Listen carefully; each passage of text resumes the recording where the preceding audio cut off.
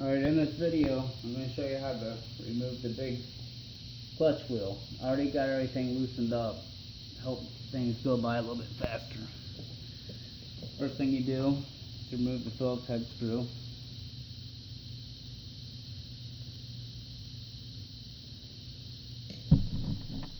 Then remove your flower nut. You got to hold your clutch in.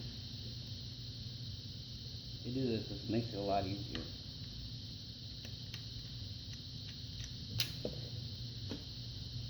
And after you move the flower nut, this pops right off.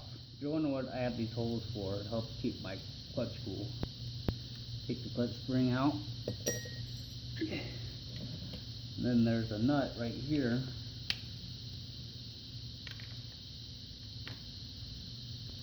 Lefty loosey. Just like that. Now your kit should have came with a little gear puller. If they didn't, you can buy them online, really cheap. But before we do that, behind this nut, there's a little washer. You want to make sure you get that out. Now, before you do this, make sure you wipe it down. Make sure there's no dirt or anything, because these are really fine threads and they're really easy to strip. And maybe put some oil on it. Do not cross thread it. Otherwise, you might have a chance of stripping out the wheel, the threads, and you'll have a hell of a time getting it off. But basically, take your time when screwing this in.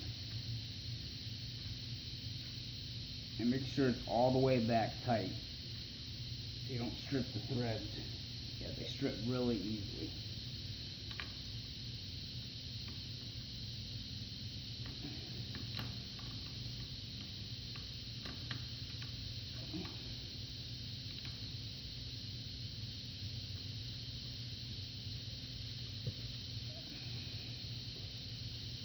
And you screw this in, and this will actually what causes it to pull out the wheel.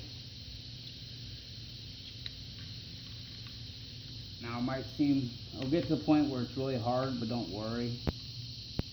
It's actually pulling the wheel.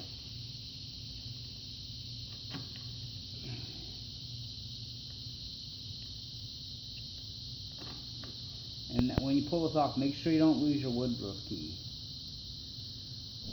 There's a woodruff, yeah, mine didn't fall off. Yeah, there's a woodruff key.